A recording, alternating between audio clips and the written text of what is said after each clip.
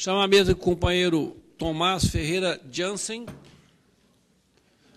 do DIEESE.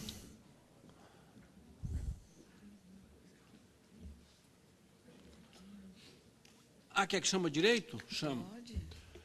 Pode. O economista, assessor técnico do DIEESE, na subseção do Sindicato dos Químicos do ABC, participa do GT Impacto das Nanotecnologias à Saúde dos Trabalhadores, juntamente com o texto da Fundacentro, DIESAT e IEP Renanossoma. Autor com Tonico Graças Vieira. Essa aqui. Que será distribuído de graça e não necessita prática nem habilidade para usar isso. Basta saber ler. Se não souber ler, olha as figuras. Do argumento e roteiro da HQ Nanotecnologias, Maravilhas e Incertezas no Universo da Química. Membro do Conselho Consultivo da Rede Social de Justiça e Direitos Humanos. Agora, como eu te sacaneei, me apresenta aí. Apresentar o Neto. Boa noite. Então, para essa mesa aqui, ao meu lado está Sebastião Neto, que é secretário-geral do IEP, Intercâmbio, Informações, Estudos e Pesquisas, entidade voltada para a educação de trabalhadores. E é responsável pelo projeto Impacto das Nanotecnologias para os Trabalhadores na Agricultura. Vou começar. Bom, eu trabalho no DIEESE, não trouxe apresentação aqui, porque boa parte do que eu vou comentar está registrado nessa história em quadrinhos, que o Neto mencionou, e que vai ser distribuída a todos que se interessarem. Então, a minha rápida apresentação ela vai ser desdobrada em duas partes, né? Primeiro, eu vou contar um pouco da ação sindical em relação ao tema das nanotecnologias, né? O Sindicato dos Trabalhadores em Indústrias Químicas do ABC, que eu assessoro pelo DIEESE, é pioneiro no Brasil, né, e muito provavelmente no mundo, em propor negociação sindical sobre esse tema. Eu vou contar um pouco dessa história. E depois fazer alguns comentários, né, em relação aos desafios, principalmente do marco regulatório das nanotecnologias aqui no Brasil, né? E aí eu vou aproveitar para dialogar um pouco com algumas das apresentações que já aconteceram hoje. Tá certo? Então, o DIEESE, para quem não conhece, Departamento Intersindical de Estatística e Estudos Socioeconômicos, uma entidade do movimento sindical brasileiro, criada em 1955, desenvolve assessoria a sindicatos, pesquisas como o índice de custo de vida, pesquisa de emprego e desemprego, né? E, mais recentemente, estamos criando uma escola de ensino superior em ciências do trabalho, um curso interdisciplinar, inclusive, lá em São Paulo, né? E o meu trabalho se dá, sobretudo, em relação ao ramo químico, aos sindicatos de trabalhadores na indústria química. Então, para contar a história da negociação coletiva que os sindicatos químicos do Brasil têm proposto, né, só situar isso cronologicamente, né, em 2007, a Confederação Nacional do Ramo Químico, uma entidade orgânica da CUT, Central Única dos Trabalhadores, recebeu, inclusive, o Neto, numa oficina, num congresso, então, da CNQ, né, para aprofundar esse tema das nanotecnologias, né. Em 2007, esse era um tema já muito quente no Brasil, né, sem falar que já era um tema, como a gente viu aqui nas exposições, muito presente na indústria química em nível mundial. Então, os trabalhadores buscaram informação sobre, afinal, do que se tratavam as nanotecnologias e quais seriam eventuais impactos delas sobre emprego, sobre as condições de trabalho. Isso em 2007. No ano seguinte, o Sindicato dos Químicos do ABC organizou um seminário, né, e convidou para esse seminário técnicos da Fundacentro, do Ministério do Trabalho, o DIESAT, né, que é uma entidade irmã do DIEESE, mas no campo da saúde do trabalhador, o próprio Paulo Martins, da Renanossoma, para trocar ideias, né, sobre as nanotecnologias e caminhos de regulação, né, das nanotecnologias, sobretudo em relação a impactos sobre saúde e meio ambiente, né? E esse seminário aconteceu em agosto de 2008, lá no Sindicato dos Químicos do ABC, em Santo André, e dali se desenhou uma estratégia, né, de propor às indústrias químicas do Estado de São Paulo a inclusão de uma cláusula específica sobre nanotecnologia na Convenção Coletiva dos Trabalhadores, né? No Estado de São Paulo, existem basicamente duas federações que representam os trabalhadores em indústrias químicas. Uma é vinculada à CUT, que é a FETIQUIM, a outra é vinculada à Força Sindical, que é a FEQUINFAR. Essas duas federações dão conta, praticamente, de representar a totalidade dos trabalhadores químicos no Estado, algo aí por volta de 350 mil trabalhadores, né, indústrias químicas, plásticas, farmacêuticas. E a FETIQUIM, da CUT, né, então, propôs, em novembro de 2008, na negociação coletiva, uma cláusula que, basicamente, era uma cláusula que pedia o acesso à informação, né, o texto. A cláusula, textualmente, dizia o seguinte, que as empresas, né, deveriam informar a CIPA, né, a Comissão Interna de Prevenção de Acidentes, e o sindicato, sobre a utilização de nanotecnologias nos seus processos produtivos, né. Além de informar isso, deveriam informar os potenciais riscos envolvidos na utilização das nanotecnologias e quais as medidas de prevenção que a empresa adota, né, uma vez que está utilizando nanotecnologias nos seus processos produtivos, né. A cláusula é essa, né, uma cláusula de direito à informação, né. E a resposta, né, da indústria, naquele momento, em novembro de 2008, foi de que esse era um tema, primeiro, muito novo, e, segundo, restrito às grandes empresas, às grandes indústrias, né? Só para vocês terem uma ideia, lá no ABC são 900 indústrias químicas instaladas, né, nos 7 municípios da região do ABC. Né? E, então, o que se alegava é que isso era uma coisa restrita às grandes empresas e que, então, não seria o caso de incluir isso na convenção coletiva, que, em princípio, então, vale para todas as empresas instaladas no Estado, né? Nós contra-argumentamos de que isso já era uma realidade, né? Nós já sabíamos de empresas que utilizam nanotecnologias na região e no Estado de São Paulo, mas não se avançou, né? O que nós conseguimos, né, em negociação então, com as representações patronais foi incluir o tema das nanotecnologias como uma recomendação às CIPATs, as Semanas Internas de Prevenção de Acidentes de Trabalho. Isso, para nós, já foi um ganho, né? Nós fizemos essa mesma negociação com as empresas farmacêuticas, em abril de 2009, o resultado foi o mesmo, né? Incluímos o tema como recomendação às CIPATs, e, a partir daí, entendemos, né, nós, no movimento sindical, que precisávamos, então, fazer o nosso dever de casa, nos aprofundar mais sobre o tema, né? E começar a fazer processos formativos, incluindo as nanotecnologias, nos cursos para trabalhadores em CIPA e nas CIPATs em que éramos convidados, né?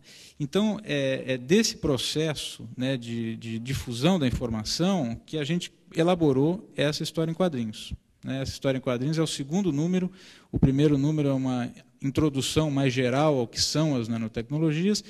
Essa aqui trata especificamente das nanotecnologias na indústria química e conta esse processo de negociação, né? Então, nesses últimos 2 anos, o que nós fizemos foi isso, do ponto de vista da ação sindical em nanotecnologias, atividades formativas.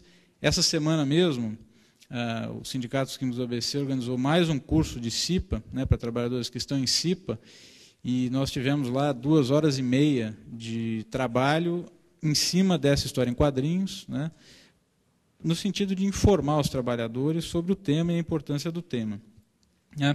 A importância, né, o impacto das nanotecnologias para a indústria química, acho que ficou evidente, né, na apresentação do Marcelo e de outras pessoas também que abordaram isso, né, como uma realidade, na verdade, nas grandes indústrias químicas transnacionais já desde os anos 80, e aqui no Brasil uma presença mais forte a partir, mais ou menos assim, de 2000 para cá, né?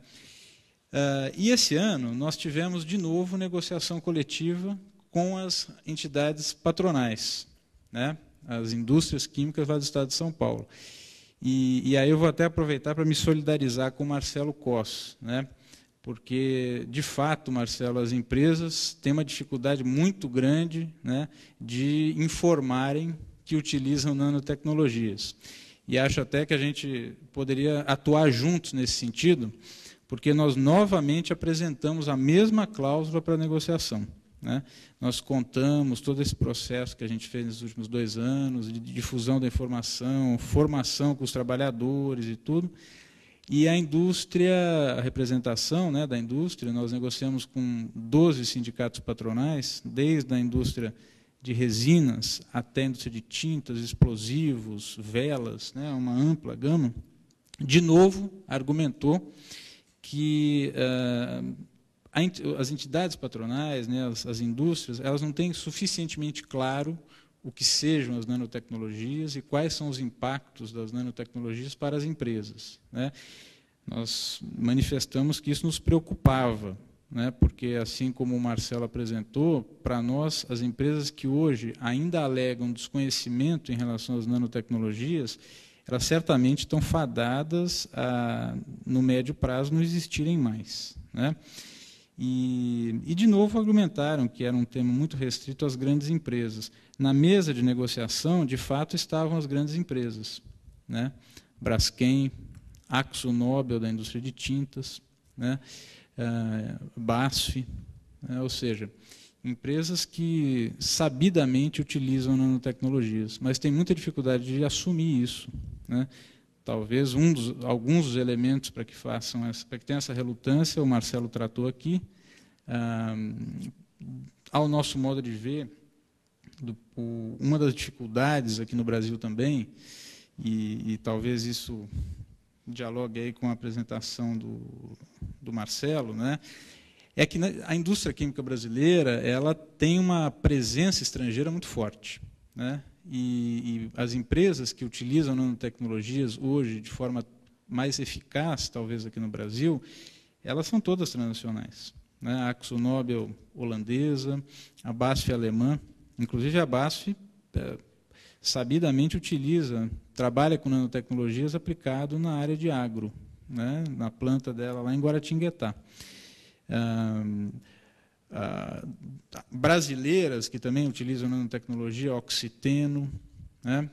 A Braskem, né? Então, são empresas que, inclusive, algumas dessas nós visitamos. Nós conseguimos fazer visitas técnicas junto com a Fundacentro, né? Junto com o DIESAT, Renanosoma, e algumas foram mais abertas em informar, de fato, o que estão utilizando, quais são as suas formas de prevenção de riscos, né, que são adotadas nos laboratórios, onde basicamente se dá o trabalho com nanotecnologias nessas empresas, né? Mas outras ainda são muito refratárias, né? Haja visto, então, que a gente, de novo, não conseguiu incluir essa cláusula, que, para nós, significa um avanço em relação à legislação, né? A negociação coletiva ela tem um princípio de ir além do que já está na lei, né? E muitas vezes as empresas criticam a lei, né? E muitas vezes nós também criticamos a lei, achamos que precisamos mudar a legislação. A negociação é uma oportunidade de ir além, né? Infelizmente, ainda não conseguimos esse além, que basicamente, como eu relatei aqui, é uma convenção de direito à informação, né? Dessa vez, na negociação que aconteceu há um mês atrás, né, a representação patronal, então, ela solicitou que a gente organizasse um seminário em conjunto, né, para disseminar a informação entre os sindicatos patronais sobre o assunto, né, e ver se, então, construímos aí uma redação comum para uma cláusula de convenção coletiva que trate de informação, de acesso à informação em relação às nanotecnologias. Vamos fazer isso, né? Mas entendemos, né, que talvez uma dificuldade muito grande, né, seja, de fato,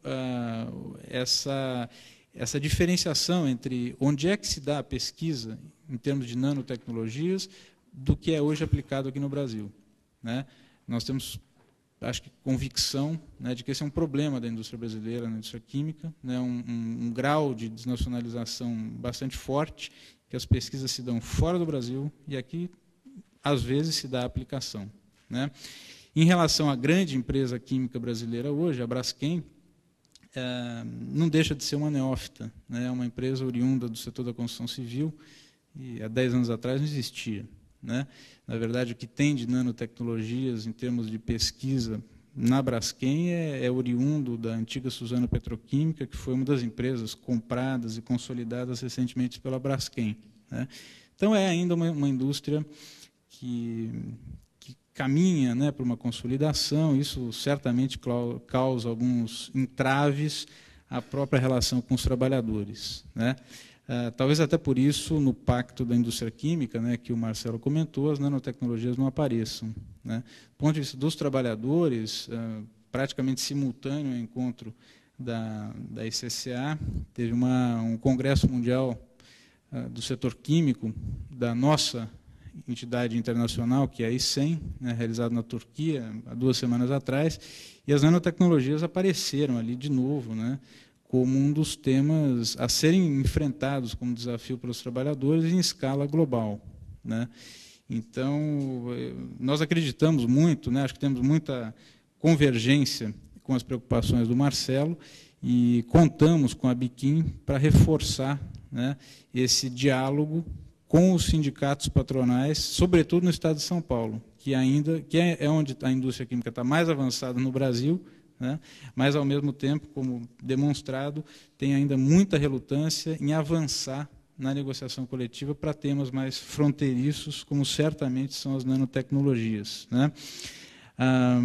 E pesa também o baixo investimento em pesquisa e desenvolvimento das indústrias químicas brasileiras, né? Com raras exceções, entre elas a Oxiteno, por exemplo, com quem a gente tem mais diálogo.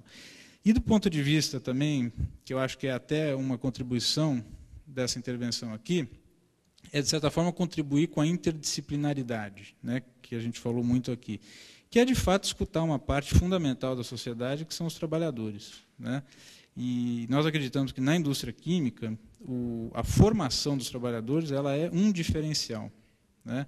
Essa semana mesmo, até por iniciativa do Senai, os sindicatos químicos do ABC participou de uma oficina sobre uma avaliação dos currículos, né, do Senai para os cursos de técnico em química e de operador em processos petroquímicos, né? E nós levamos essa contribuição, né, de que é um ponto basilar, né, do futuro da indústria química, um investimento muito forte na formação dos trabalhadores, né, que necessariamente, por ser a indústria química tão diversificada, devem ser trabalhadores com uma formação também bem ampla, né? Então, por isso também nosso investimento em formação, essa história em quadrinhos é uma pequena contribuição para isso, né? E, por fim, o tema da regulação, né? Acho que para nós é motivo de satisfação a existência do Fórum de Competitividade em Nanotecnologia, né? O DIEESE começou a participar agora em julho, né? Teve uma reunião aqui no Rio de Janeiro de apresentação dos 2 relatórios, do GT Marco Regulatório e o GT de Mercado, né? Nós fizemos colaborações, por escrito, inclusive, a esses 2 relatórios, né? E achamos que agora é possível falar em regulação, né, sobre nanotecnologias, envolvendo todos os atores envolvidos, ou interessados, né? A academia com uma presença muito forte, a indústria com uma presença sempre muito forte, até porque se trata de uma iniciativa do Ministério do Desenvolvimento, né, que é fortemente marcada pelo interesse industrial, e agora, né, finalmente, o movimento sindical, né, também podendo contribuir de forma mais organizada com esse processo de regulação. O GT Marco Regulatório ele chegou a um ponto bastante importante, né, de avanço, enfim, em propostas regulamentadoras, embora a gente ainda perceba um certo ranço, né, de que regulação se interponha processo de crescimento, desenvolvimento, né, isso ainda está presente no relatório do GT Marco Regulatório, né, apesar de nossas observações para que isso fosse alterado. E acho que ainda fica o desafio, né, de ampliar os espaços de discussão sobre alguns aspectos da regulação, né?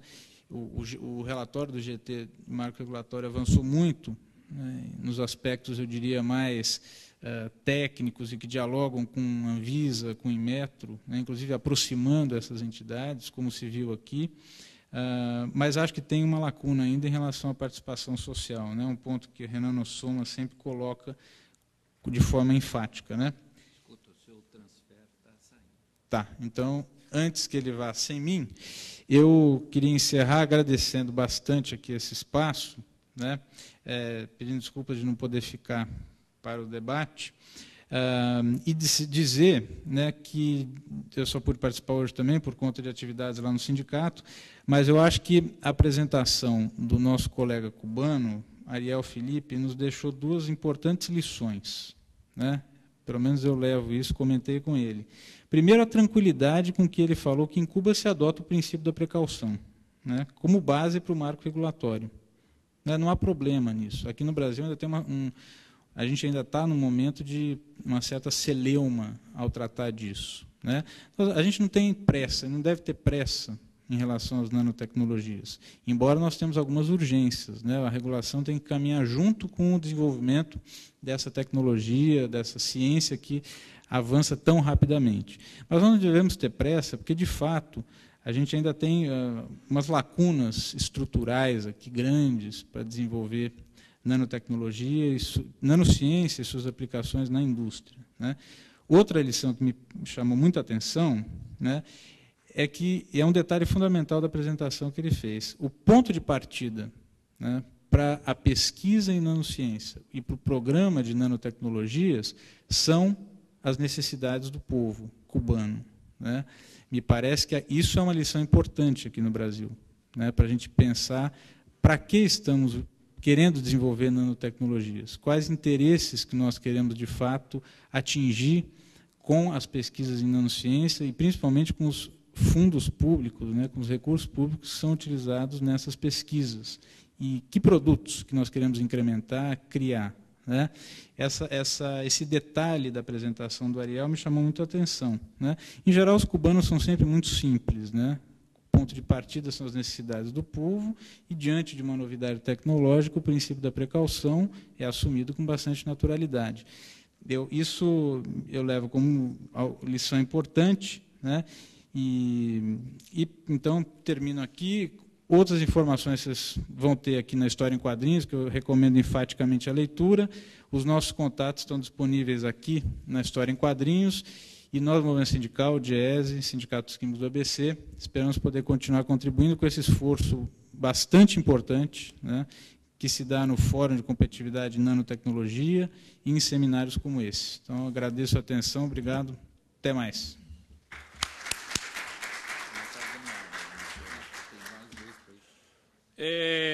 Primeiro, eu queria agradecer o convite, professor Weismann, porque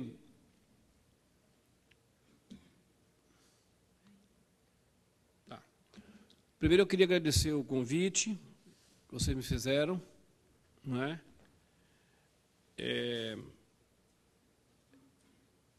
Sempre é bom ter assim vozes não polifônicas na discussão, né? A gente faz um esforço enorme para tentar buscar aquilo que possa contribuir, porque nós não somos estudiosos da área, e a nossa preocupação sequer vem em cima de uma preocupação como a do Paulo, que é muito elaborado do ponto de vista do conhecimento das ciências sociais. E a gente não tem também nenhum discurso da base, do chão de fábrica, não é nada disso. Nós tentamos refletir da experiência de vida. Nós somos uma entidade voltada para a educação dos trabalhadores e achamos que há um problema real nessa nova onda, não é? Que a gente está muito preocupado com o tema da qualificação dos trabalhadores diante dessa onda. E agora, nesses meus agradecimentos iniciais ao professor Weismann, ao convite, à minha amiga Carmen Lúcia, lá do fundo, que me ajudou a montar a exposição, ao Paulinho aqui, da Renan Nossoma, ao pessoal da Fundacentro, que tem sido meus professores nesses últimos anos. E ao DIEESE, que meu professor de mais de 30 anos, meus amigos do DIEESE, né, a gente tem um projeto muito difícil de realizar, muito difícil, que é elaborar um material didático sobre nanotecnologia para trabalhadores rurais. A gente já fez uma oficina no Acre, com os extrativistas e algumas indígenas, algumas organizações indígenas, extrativistas, pequenos agricultores. Fez um em Andradina com os assentados, jovens. Vamos fazer um em Montenegro, no Rio Grande do Sul, com a agricultura orgânica, ecológica. Vamos fazer um no semiárido com 5 estados do Nordeste, com a Fundação Dom Helder, para os pequenos proprietários do semiárido, e um em São Paulo. E estamos fazendo um guia, que vai ser útil a todos vocês, esperamos, eletrônico, para que essa produção preocupada socialmente, né, esteja disponível para qualquer um. E realmente pedir uma ajuda a todos vocês que possam contribuir para ajudar a pensar materiais didáticos para trabalhadores. Bom, eu comecei agradecendo e vou, no final, terminar agradecendo, porque esse texto, essa apresentação que eu estou fazendo aqui, ela é inspirada em um texto de um grande estudioso ausente hoje aqui, que é o Guillermo Folladori. Qual que é a afirmação que eu estou fazendo, inspirada por esse texto do Guillermo Folladori? É que o emprego está fora da discussão no tema das nanotecnologias. Ou seja, embora seja muito, talvez, incipiente tratar do tema de forma bombástica, afirmativa, mas a discussão que a gente quer colocar para vocês é isso. O emprego está fora da discussão. E eu acrescento, a discussão da qualificação também está um pouco fora da discussão. Da onde que vem essa observação que o emprego está fora da pauta da academia e da agenda política? Vem da análise dos produtos que estão no mercado já. Então, não é uma tentativa de analisar, embora tenha o estudo do próprio Rocco aqui, que vão ser criados até 2014, 2015, 2 milhões de empregos diretos, 5 milhões de indiretos da nanotecnologia, eu vi hoje no texto, né? E é muito difícil analisar, quando vem uma nova onda tecnológica, o que perdeu, o que criou. Então, mas a tentativa é analisar a parte de produtos que estão no mercado. Historicamente, as novas ondas tecnológicas sempre trouxeram a discussão sobre desemprego. Sempre tem essa discussão, está criando emprego, está destruindo emprego. Essa é mais uma discussão que não está muito clara ainda para nós. Mas alguns aspectos nós vamos levantar. O que se sabe pelos dados da OIT é que estão por volta de 200 milhões de desempregados no mundo, né, e há muitos empregos precários, um aumento do emprego precário. E, como eu disse, é muito prematuro você classificar aqui se devo ou não a nanotecnologia ou apostar em curto prazo, porque, inclusive, não há uma classificação como se faz na classificação brasileira de ocupações, hoje não tem estatística, não é, dos empregos relacionados à nanotecnologia. Que na intervenção do pessoal da universidade aqui apareceu muito claro, esse pessoal vai ser o quê? Eles vão ter CREA? Como é que é o negócio? Imagina no conjunto das ocupações de nanotecnologia. Vamos passar? Quem me ajuda aí? Ah, eu aqui? Eu disparo? Esse aqui? Ah, ok. Para onde que eu aponto? Para lá?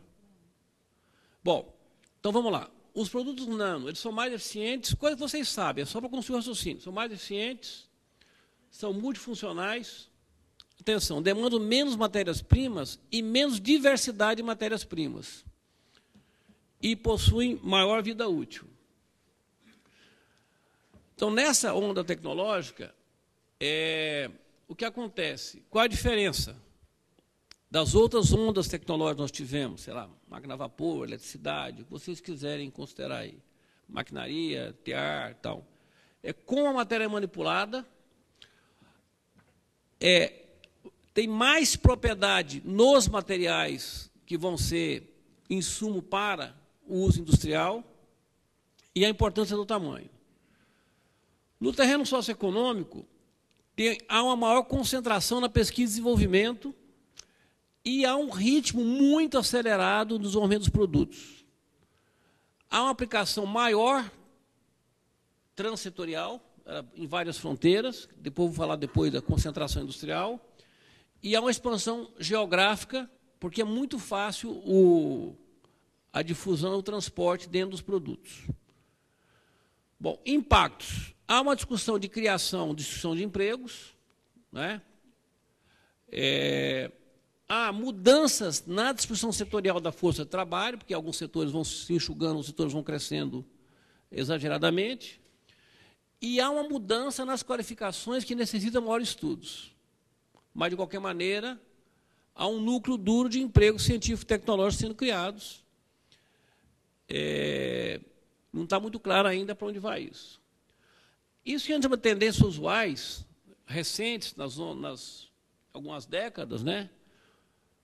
Multifuncionalidade de produtos, elaboração de produtos inteligentes, substituição de matérias-primas. O que tem de novo? O que está mudando? O que está mudando não é a mudança da fonte de energia, não é a água, o vapor, a energia elétrica, né? Não é a mudança da maquinaria, o tear manual, o tear automático, né? Primeiro, é a mudança na forma de manipulação da matéria. 2, eu não vou dar muitos exemplos por causa do tempo aqui, né? Mas nesse caso, a incorporação de sensores em lugares antes impossíveis, atenção, ampliando as fronteiras geofísicas e biológicas para aplicação em produtos e dispositivos inteligentes. Isso pode ser vigilância, pode ser maior durabilidade de alimentos, pode ser... são muitos exemplos, né, de você ter sensores onde antes parecia impossível, né, ou o fato que se tem até hoje qualquer celular é um GPS. A pessoa pode ser localizada, pode se matar uma pessoa com seu celular, etc. e tal, né? Então, há uma... Terceiro, há uma grande concentração de capital, que é uma tendência que não é da Nano, mas que impacta também com as mudanças. Claro que a concentração do capital é uma tendência da economia mundial. Mas, nessa situação, o que acontece? Tem uma concentração, ou seja, é mais concentrado quem faz a pesquisa e desenvolvimento. Há uma concentração das patentes, porque o cara controla uma área, são relativamente poucas empresas, não há dispersão disso, quer dizer, a criatividade da pequena empresa e tal vai para o vinagre, ela pode até crescer para se tornar uma grande empresa, mas quem tem muito recurso tem muito mais chance de impor um produto no mercado. E a concentração do fornecimento das matérias-primas, essas matérias-primas e produtos para as indústrias. Eu chamei de 3,5 porque é quase uma continuidade, não é uma quarta coisa, né? A natureza multifuncional e transsetorial dos produtos favorece a confluência de setores industriais. Então, por exemplo, assim como no outro processo tecnológico, o uso menor ou a extinção de fibras naturais para o pano fez com que a indústria têxtil virasse indústria química, lá atrás, pouco tempo atrás. Levei o maior susto quando os responsáveis me disseram: a gente não tem mais sindicato dos têxteis, agora é tudo químico. Eu falei, mas como não tem mais? Não tem mais fábrica têxtil. Né? Não tem mesmo. Né? Na Espanha não tem mais nada de produção natural. Né? Exemplo, hoje, há um setor que está convergindo para ser um setor só amalgamado, eu chamei aí, a expressão é minha, não é do Faladori, alimentação, cosmético e farmacêutico, tende a ser um setor só. Nesse livrinho que nós fizemos da Georgia Miller, extraído de uma publicação do Guilherme e da Noela, o último parágrafo ela diz exatamente isso, que a coisa está chegando num ponto que até o conhecimento tradicional, que o limão, a fruta cítrica, faz bem para a gripe, para o resfriado, vai ser substituído por uma coisa que daqui a 20 anos as pessoas não vão saber que aquele cheiro, que era o cheiro que nós associávamos ao limão, à tangerina, não sei o quê, não sei o quê, não sei o quê, ele vai deixar de existir porque vai ser tão bem imitado artificialmente que a gente vai atribuir a um produto isso, que é uma coisa do conhecimento da medicina tradicional. Né? Bom, impactos, né? Evidentemente, quando falamos de impactos, evidentemente que é diferente uma Coreia, os Estados Unidos, uma Suécia, uma Finlândia, um Congo, né? Mas, no sentido geral, tem um impacto na capacidade profissional dos trabalhadores. Tem um impacto na distribuição espacial do trabalho, que há um deslocamento das produções. O que se produz com mais inteligência, com menos inteligência, o que é mais montagem, né? O que é mais produto inteligente. Há uma mudança enorme nos serviços. Né? Não vou perder tempo aqui, mas só falar uma frase. A avó que tinha uma venda quase analfabeta, e anotava na caderneta. Uma filha que trabalhou no supermercado 30 anos atrás, um pão de açúcar. E a netinha que trabalha hoje passando em código de barra, talvez a avó fosse a que tivesse maior domínio do processo de trabalho dela. Talvez. Sendo meio analfabeto, e hoje a neta deve ter ensino médio para poder trabalhar no supermercado. Mas talvez é que tem menos domínio do seu processo de trabalho. Né? Nas habilidades das pessoas, né? E nos salários. Tem mais, né? A crise econômica, essa recente agora, e nada indica que esteja resolvida, ela reduz, principalmente nos países, nós chamamos periféricos, os investimentos públicos em ciência e tecnologia. E tudo indica dar um caminho mais livre para que as transnacionais imponham o que é a pesquisa, seja no controle das verbas públicas, seja no seu próprio domínio direto da pesquisa. Mais uma, não sei se é a última, tá? Com a escola pública que nós temos, né, que emprego terão os jovens das classes populares? Porque se hoje dizem que os meninos estão saindo, que não serve nem para saber usar bem os equipamentos de informática, ou da linguagem, etc. e tal, aonde vai parar, qual será o destino profissional, né, dos jovens das classes populares, para dominar essas novas coisas. Eu queria... houve um erro aqui no nosso processamento, né, porque esse agradecimento não é meu ao Guilherme Foladori, que fez o texto. Eu só me baseei para montar o roteiro na intervenção dele. O que eu queria falar, a parte dessa exposição, é uma preocupação enorme com a educação pública. Não é? Porque se você for falar com os companheiros da educação, eles vão dizer, não, o problema é que tem que melhorar a escola pública. Eu acho que esse mantra não serve mais. Serve, claro que tem que melhorar a escola pública. Mas, se é verdade o que a gente ouve nesses seminários como esse, nessas atividades, não é? A discussão está muito... Nós estamos fazendo uma discussão de talvez 20, 30 anos atrás. Né? Essa discussão que houve agora do IDH, recente, né? Ela aponta muito para isso. Só que, se essa onda está chegando realmente, eu acho que há um problema enorme que está colocado nessa última questão, né? Aonde vão se incluir os jovens, não é? E aonde vão se incluir os jovens desses nossos queridos países aqui do chamado antigo Terceiro Mundo. É isso. Não sei se alguém quer, em função do tempo, levantar alguma questão. Bom, a gente vai começar a sessão de encerramento. Eu queria chamar para a mesa o Paulinho, mas antes de começar a sessão de encerramento, vamos voltar ao começo, né? Tem... Decano, assumei. Assinou aí? Obviamente, tem duas pessoas que permitiram que o evento acontecesse, que eu acho que o evento fosse um sucesso. Eu queria pedir, então, que a Ingrid e a Marlupe viessem aqui na frente e me ajudem com as flores, por favor. Quer dizer, duas.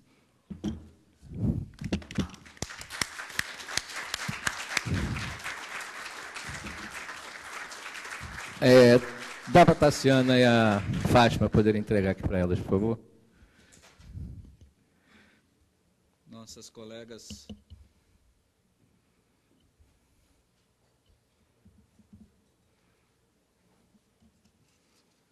Eu acho que todos vocês conhecem, ou quase todos, a Ingrid Marlup, pelo menos por 300 e-mails trocados com elas. Se não conheciam pessoalmente, são essas. Ingrid, a do lado de lá, Marlup, a do lado de cá. Nossos anjos protetores lá, que permitiram que o evento acontecesse.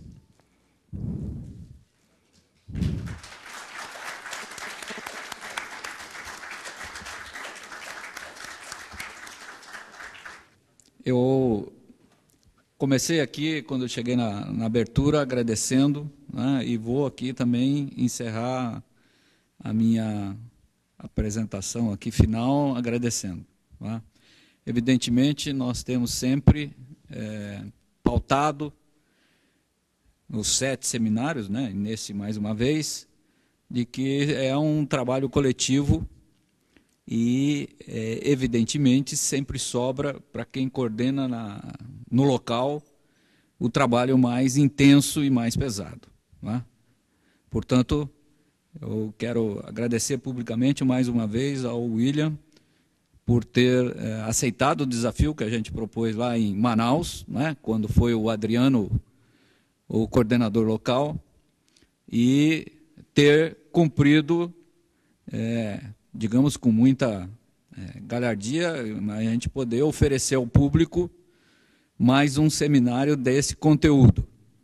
E eu gostaria de compartilhar aqui, eu não sei se ele teve a conversa com o Rocco, Michael Rocco, que eu tive, e recebi do Rocco os maiores elogios pelo seminário que fizemos. E, para mim, receber elogio do Rocco é coisa importante. Por que é importante? Porque ele já fez, sei lá, pelo menos 100 seminários sobre nanotecnologia nos Estados Unidos. Não é? Quando alguém do porte lá deles, que tem recursos que ele demonstrou aqui, quais são? Né? Os recursos da National Nanotechnology Initiative, vem aqui para o nosso seminário e, ao final, me faz um elogio desse, eu fico muito satisfeito, porque a gente faz isso com muito esforço e com muito menos recursos. Não é? Então, alguém que já fez isso lá nos Estados Unidos, reconheceu o mérito e a qualidade do que a gente faz aqui, é, para mim, muito importante, por isso eu estou aqui socializando ele, e não sei se ele comentou isso com o William, mas comigo comentou. Então, eu acho que isso é uma coisa importante na nossa trajetória. Não é?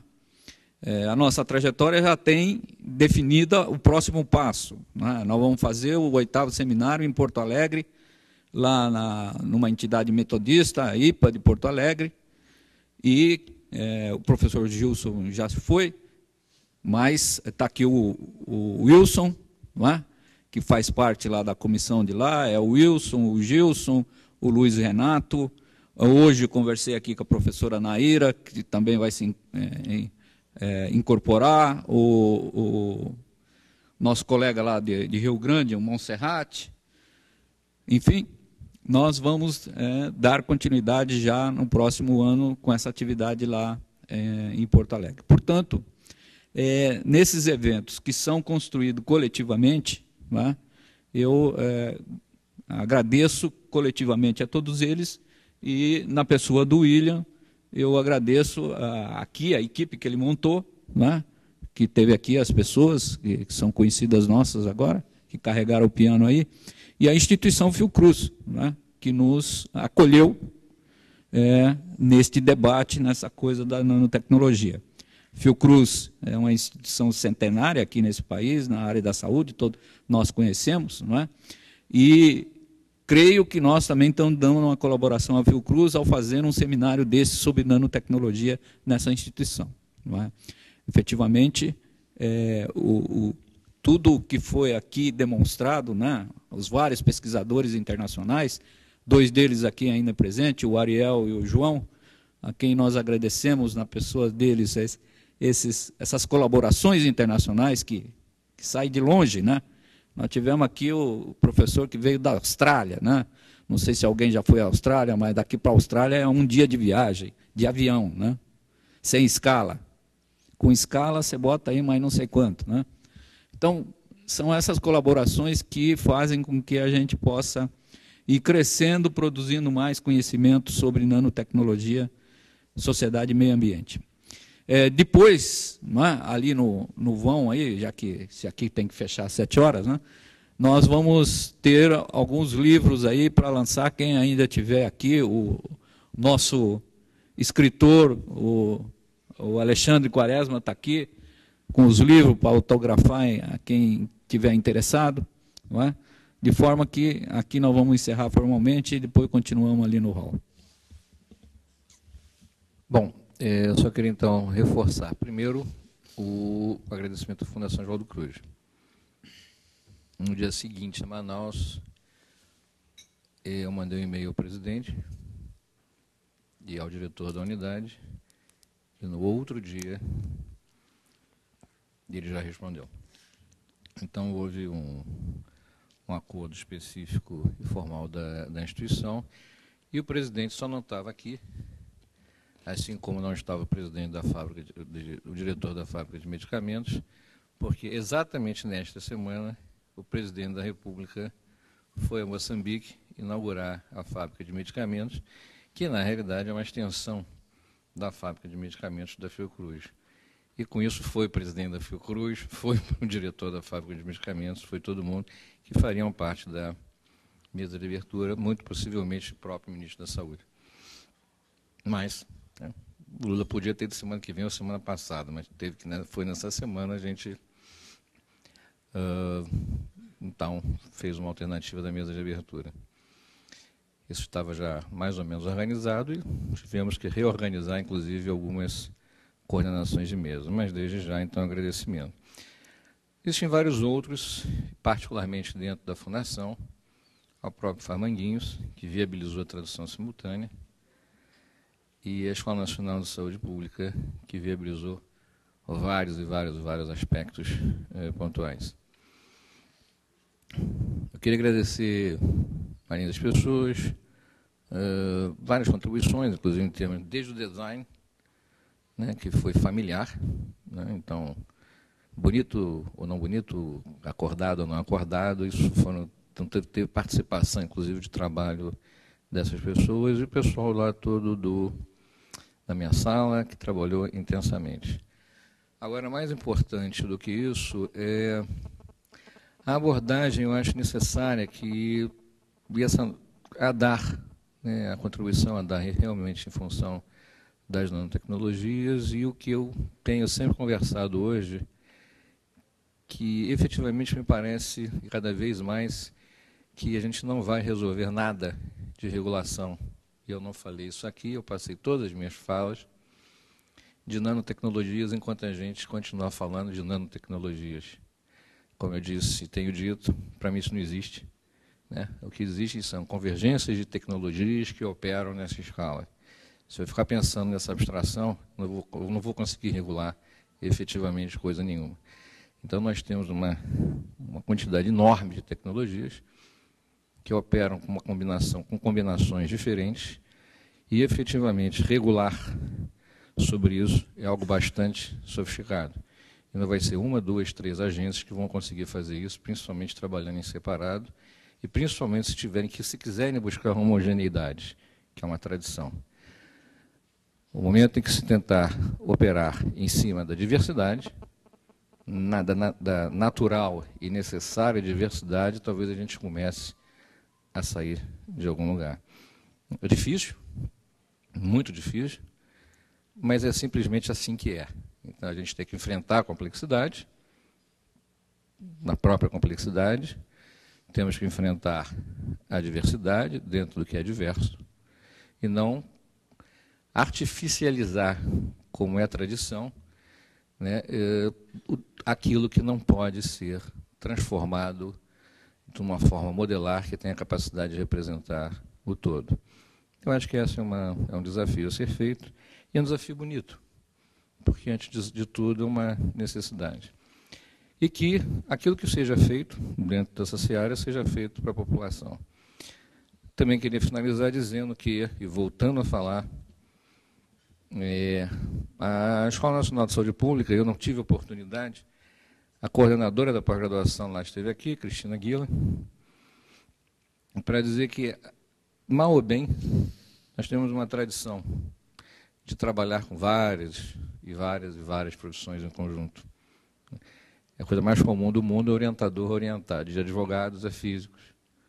Isso não tem absolutamente nada de mais, é praxe.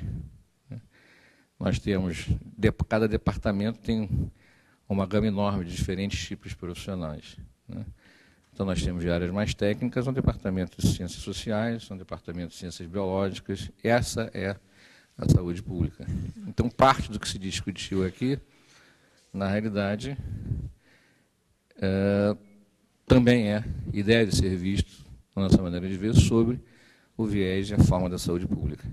E nós temos uma tradição de saúde pública que pode não se traduzir muito nas práticas assistenciais públicas do país de uma forma clara, mas nós temos uma forte tradição em saúde pública nesse país. O que falta, talvez, um pouco, seja, às vezes, uma característica de uma melhor gestão de processos assistenciais.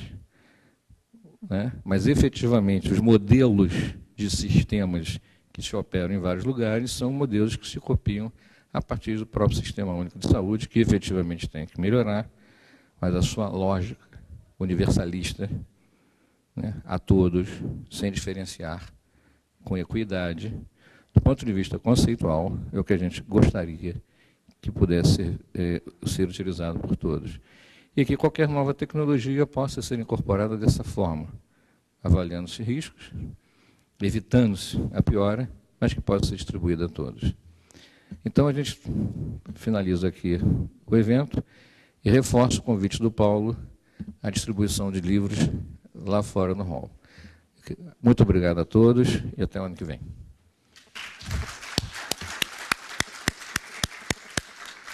Correta.